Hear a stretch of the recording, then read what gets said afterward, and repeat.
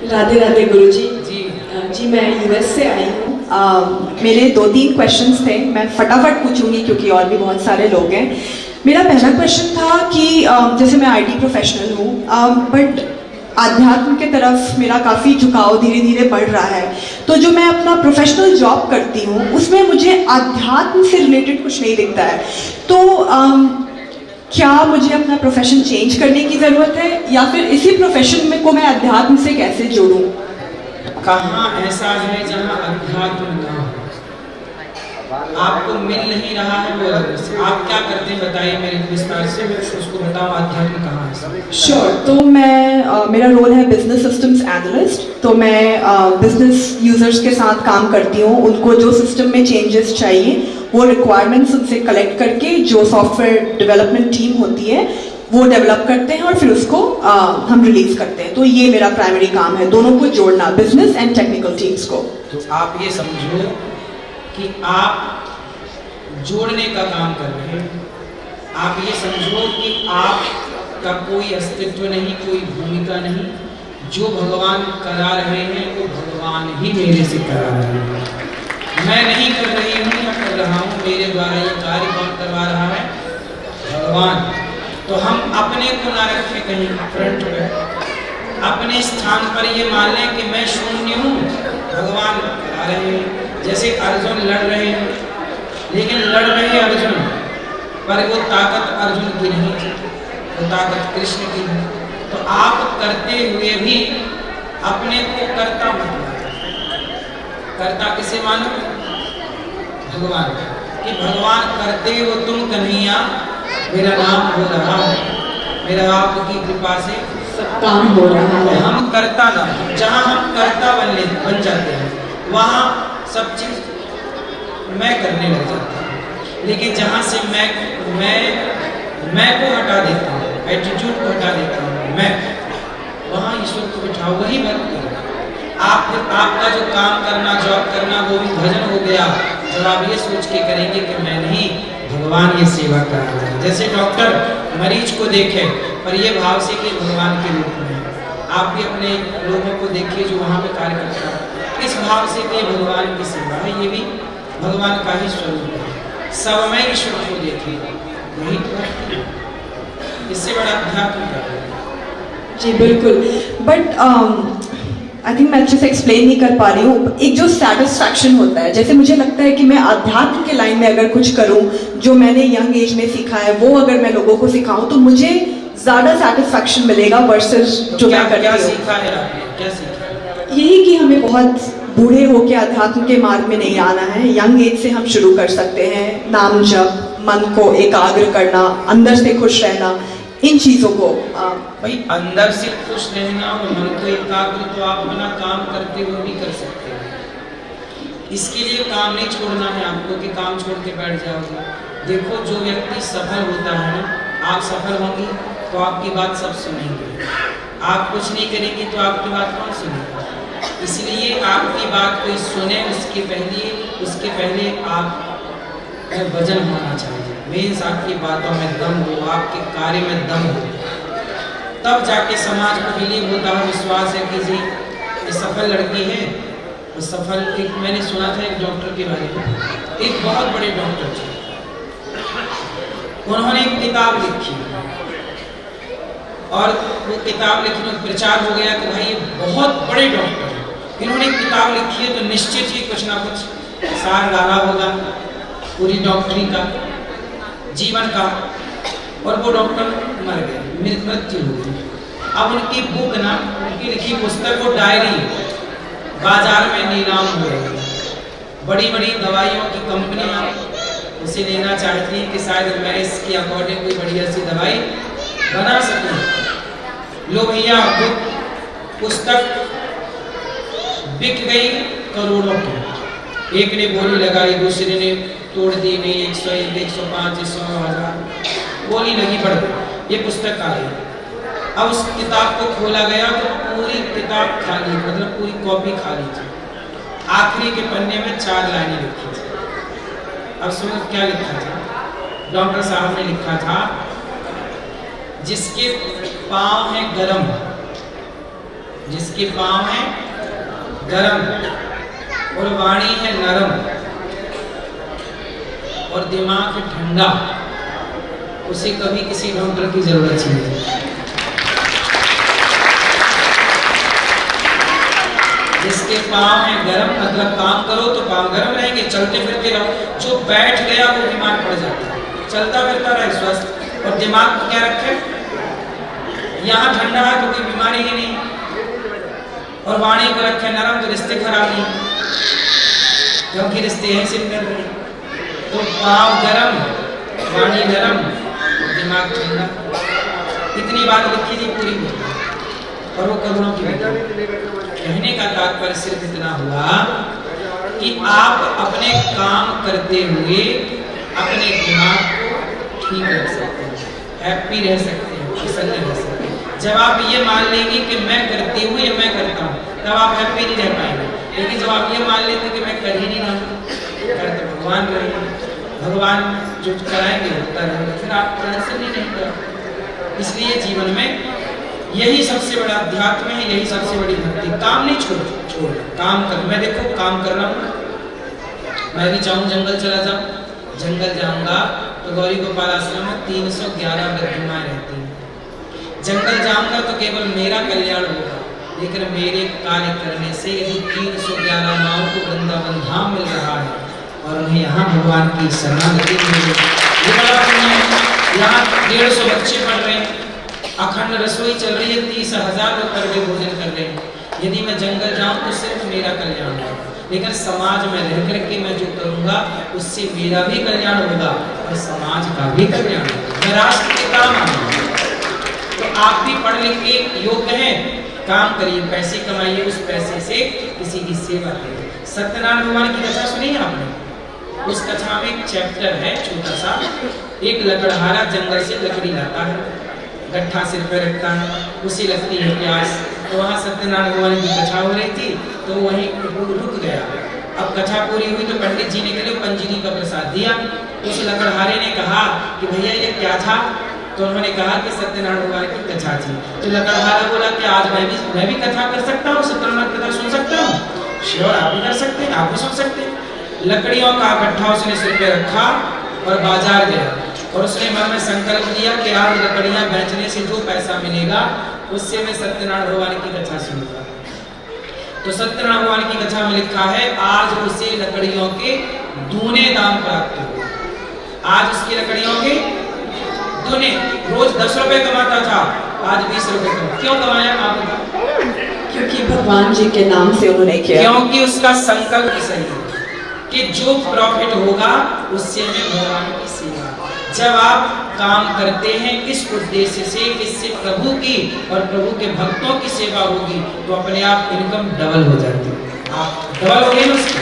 जो व्यक्ति परोपकार के लिए कदम बढ़ाता है उसके रक्षक तो भगवान। आप जो भी कमाओ इस भाव से कमाओ कि मैं जो भी कमाऊंगी उसका कुछ हिस्सा दीन दुखियों की सेवा में, वृद्ध माओं की सेवा में और किसी बेसहारा बच्चे को पढ़ाने की सेवा हो, गरीब कन्याओं का विवाह करने की सेवा, कोई भी एक अच्छा काम भला काम। आप इस उद्देश्य से, यही भक्ति है। मैं किसी के काम आऊं ये भक्ति है, मैं किसी के काम ही नहीं आया। मतलब गुरुजी आप ये कह रहे हैं कि परोपकार और भक्ति हम जैसे अपना प्रोफेशनल वर्क करते हुए उस पैसे से भी कर सकते हैं, जरूरी नहीं है कि वो छोड़ के इस लाइन में आके ही आप कर सकते हैं परोपकार, ये कह रहे हैं। उस लाइन में रह के ही आपको, उस फील्ड में जहाँ गलत है वहाँ आप जैसे अच्छे लोग, देखो हर जगह अच्छे लोग होने चाहिए। सारे अच्छे लोग हर डिपार्ट को छोड़ छोड़ के जंगल चले गए तो मूर्खों के हाथ लग जाएगी चीजें, वो उसका यूज करेंगे। आप जैसे भले लोग हैं तो कोई गलत है तो उन्हें आप ठीक कर सकते। आप देखो जो आपके फील्ड में वहाँ काम कर रहे हैं वो लोग मेरे पास नहीं आएंगे, ये मेरे से समझने आएंगे, उन्हें आप समझाएंगे। मैं आपको समझा पा रहा हूँ, आप उन्हें समझाएंगे और उनके गुरु बन के आप उनका मार्गदर्शन करिए। हर जगह मैं नहीं पहुँच सकता, सब जगह मैं नहीं पहुँच सकता। आप जितने लोग बैठे हैं आप सब मेरी सेना है।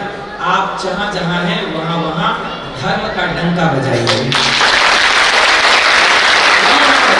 और हर जगह अच्छे लोगों का होना आवश्यक है। बट अगर पूरा ज्ञान नहीं है तो क्या हम दूसरों को ज्ञान दे सकते हैं? जितना है आपके पास, देखो आपके पास शिक्षा है, आप पढ़ी हैं तब तो वहाँ तक पहुँची, तो आप कैसे कह सकते हैं कि आपके पास ज्ञान नहीं है? इस धरती पर सबके पास ज्ञान है, बस ज्ञान किसे कहते हैं? जो व्यक्ति स्वार्थ को छोड़ करके परमार्थ का जो सोचने और समझने और करने लग जाए, बस वही ज्ञानी है। स्वार्थ के लिए तो कुत्ता भी जी रहा है, चिड़िया भी अपने बच्चों का पेट भर ही रही है, सभी में बांट कर खाए उसे इंसान कहते हैं, पराया दर्द अपनाए उसे इंसान कहते हैं। ये भरने को तो पक्षी भी पेट भरते हैं, और सभी में बांट कर खाए उसे इंसान कहते हैं। गुरु जी, मेरा दूसरा क्वेश्चन था, ये मेरे हस्बैंड का क्वेश्चन है, वो आ नहीं पाए तो मैं उनके बिहाफ में पूछूंगी। अगर भगवान जी को हमें धरती पे भेजना था ताकि हम अपना कर्म करें, उसके हिसाब से फिर हमें मृत्यु के बाद क्या होगा डिसाइड होगा, तो भगवान जी ने सृष्टि क्रिएट ही क्यों की, हमें बनाया ही क्यों? दुनिया बनाने वाले काहे को दुनिया बनाई, हे प्रभु तूने दुनिया ही क्यों बनाई? ये सवाल, ये प्रश्न बहुत पहले उठा था। दुनिया बनाने वाले क्या तेरे मन में समाई, काहे को दुनिया बना, काहे को बनाई? तो इसका उत्तर सुनो, भगवान ये दुनिया क्यों बनाई? अच्छा देखो, आपका विवाह हुआ, विवाह क्यों किया आपने? अपने आनंद के लिए।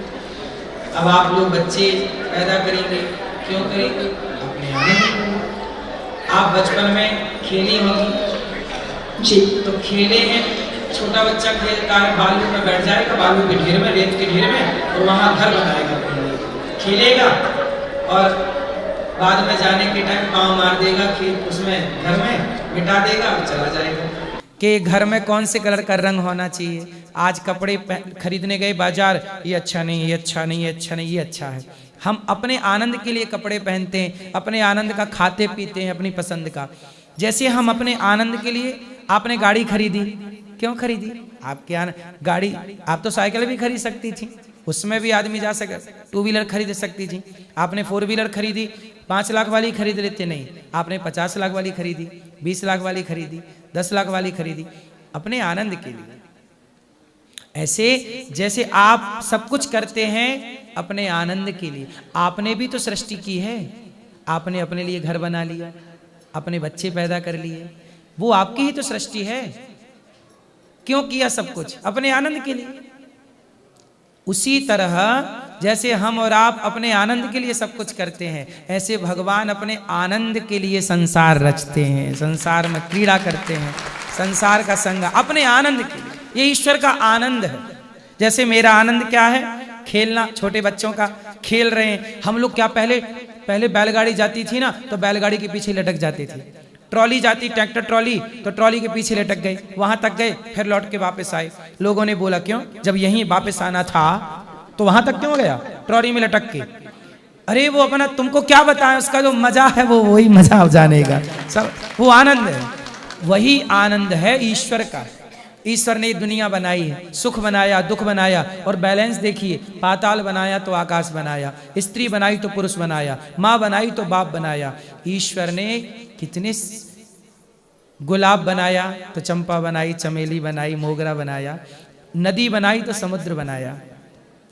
क्या गजब की दुनिया बनाई। भेजा हमें, जा अनिरुद्धाचार्य, जा बेटा जा, संसार बना दिया है, जा देख क्या मेरी रचना कितनी सुंदर है। तो हम तो ईश्वर की रचना देखने आए हैं, लेकिन विडंबना ये है कि ईश्वर की रचना पे तो उलझ गए, लेकिन बनाने वाले को ही भूल गए।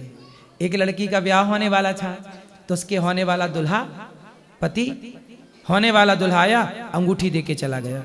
लड़की ने अंगूठी पहन ली, अब सबको दिखाती फिर रही, देखो देखो हमारे होने वाले पति ने हमें अंगूठी दी, देखो देखो। तो एक साधु निकले वहां से, साधु की आंखों में आंसू आ गए।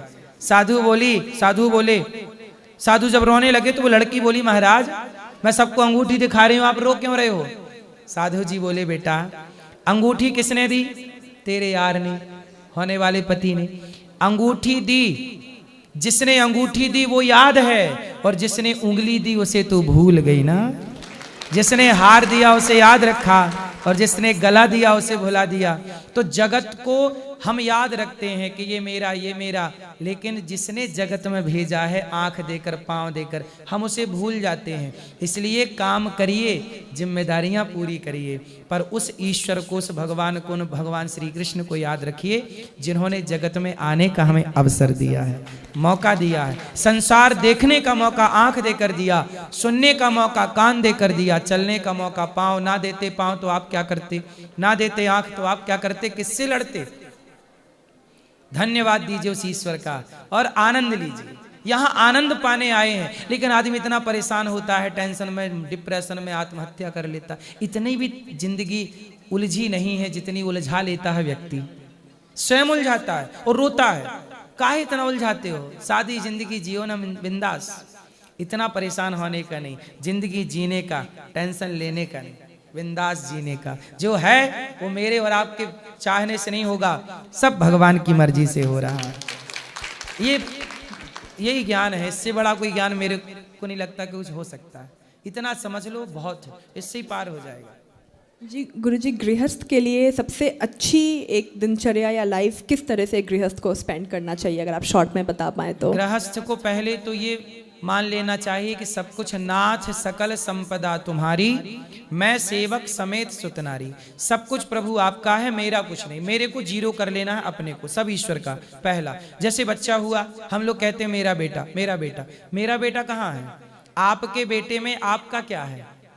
आपने बच्चे की आंख लगाई क्या, कान लगाए क्या, एक बाल भी लगाया हो तो बताइए, एक रोमा भी लगाया हो तो बताइए। एक रोमा भी देने का योगदान आपका नहीं है, लेकिन दावा पूरा ठोकते हैं कि जी मेरा बेटा। नहीं, मेरा नहीं है, भगवान का दिया प्रसाद है, उसकी संपत्ति मान के करो, सब कुछ उसका है। पहला तो ये भाव कि मेरा कुछ नहीं है। बेटा बेटी परिवार मकान आप, व्यापार आपका, परिवार आपका, हे प्रभु सब कुछ आपका, ये दासी आपकी, ये दास आपका, सब आपका। पहला तो गृहस्थ को कुछ मेरा नहीं, सब भगवान का। ये दूसरा, आपके द्वार से कोई अतिथि कभी भूखा ना जाए, कोई साधु भूखा ना जाए। भोजन बनाओ तो भोजन करने से पहले कोशिश करो कि हम किसी को भोजन कराएं। भारत की परंपरा रही है कि पहली रोटी गाय को निकाली जाती थी, अब गाय घर घर है नहीं। आखिरी रोटी कुत्ते को निकाली जाती थी, अब कुत्ता भी गली में नहीं है। ना कुत्ते वाली कुत्ते को मिल रही है, ना गाय वाली गाय की मिल रही है। नियम बनाइए कि हम गृहस्थों के घर से महीने में कुछ साधु संतों के लिए, कुछ जीव जंतुओं के नाम से हमारे घर से कुछ ना कुछ अन्न का दान होता रहे हर महीने। क्योंकि रोज होता था, अब वो रोज हो नहीं रहा है, तो उसे महीने में ले आइए। और जहां सेवाएं चल रही हैं, गृहस्थ को कमाना चाहिए। अच्छा, गृहस्थ की कमाई से सबका पेट भरता है। कैसे? गृहस्थ के घर ना, हमारे देश में 4 आश्रम है। पहला ब्रह्मचर्य, दूसरा गृहस्थ, तीसरा वानप्रस्थ, चौथा सन्यास। तो जो साधु संत होते हैं, सन्यासी होते हैं, वो गृहस्थों के घर भिक्षा मांगते हैं। यदि गृहस्थ ने भिक्षा देना बंद कर दिया तो साधु कहाँ खाएगा? इसलिए आपका धर्म है, आप केवल अपने लिए नहीं कमाते, आपकी कमाई पर चिड़िया का भी अधिकार है, चिड़िया को दाना डाला करिए। आपकी कमाई पर गाय का भी अधिकार है, गाय की रोटी कहाँ है? आपकी कमाई पर कुत्ते का भी अधिकार है, कुत्ते की रोटी कहाँ है? और आपकी कमाई पर एक साधु का भी अधिकार है, उसका पेट भर भोजन कहाँ है? इसलिए गृहस्थ को जितना कमाए उसका 1-2%, 5% परोपकार में खर्च करना चाहिए।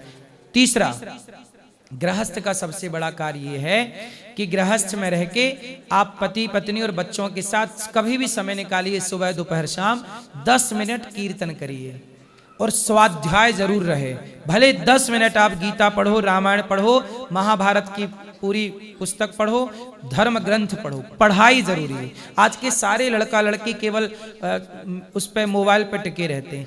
पढ़ना जरूर, पढ़ोगे नहीं तो जो भारत का नेचुरल ज्ञान था वो कैसे, वो तो पुस्तकों में भरा है ना, कोई मीडिया में थोड़ी भरा है। सोशल मीडिया में, सोशल मीडिया का ज्ञान तो सवेरे कौन सी वीडियो आपने देखी थी अभी आपको कुछ पता नहीं है, दोपहर को क्या देखा था आपको देखा 10 वीडियो थी पर पता एक भी नहीं है क्या उसका मतलब था। इसलिए वो नहीं, पढ़ो, अध्ययन स्वाध्याय जरूरी है, उसके हिसाब से आपके जीवन में शांति होगी। और भी बहुत सारी चीज़ें हैं, समय से उठना, समय से सोना, आपसी प्रेम रहना, बड़ों का सम्मान करना, कभी पति कुछ कह दे चुप रहना, पत्नी कुछ कह दे चुप रहना, बच्चों को टाइम टाइम पे हरिश्चंद्र की, राम जी की, कृष्ण जी की मोटिवेशनल कहानियाँ बच्चों को देते रहिए ताकि बच्चे रास्ता ना भटके, बच्चों पे नज़रें गड़ी रहें, ये सब चीज़ें हैं। जरूर, धन्यवाद गुरुजी। मैंने आज देखा वृद्ध माताओं के दर्शन किए, सब बहुत खुश हैं और आप इतने सारे एरियाज़ में काम कर रहे हैं, गौ सेवा, वृद्ध माताओं की सेवा, अन्नदान। एक क्वेश्चन या सजेशन था मेरा, जैसे कुछ बच्चे जो मानसिक लाइक ऑटिज़म हो गया या मेंटली हैंडिकैप्ड हो गए, आई थिंक उनको भी अध्यात्म से अगर जोड़ा जाए तो बहुत अच्छा होगा उनके लिए। हाँ, तो आपने कुछ सोचा है इस बारे में कि जैसे गुरुकुल में आप जो मेंटली चैलेंज बच्चे होते हैं उनके लिए कुछ करेंगे? उनके लिए भी बनाना है। अभी देखिए वृद्ध माओं के लिए बना है, वृद्ध पिताओं के लिए बन रहा है। मैं एक स्कूल भी प्लान कर रहा हूँ, एक कक्षा 1 से लेकर 12वीं तक CBSE बोर्ड का रहेगा, जो निःशुल्क रहेगा। 5 से 7 हज़ार बच्चे निःशुल्क पढ़ेंगे। तो वहाँ पर हम एक ऐसा बच्चों का बना सकते हैं निवास, जहाँ वो वहीं रहें और वो पढ़ाई भी करें और धर्म का बोध बिल्कुल गुरुजी, ऐसा अगर आप कुछ करेंगे मैं उसमें सहयोग करना चाहूँगी। आप सबका सहयोग होगा तभी काम होगा। बिल्कुल, बहुत बहुत धन्यवाद गुरुजी, बहुत अच्छे से आपने सारे आंसर्स दिए टाइम निकाल के। खुश बस आशीर्वाद दीजिए। राधे राधे।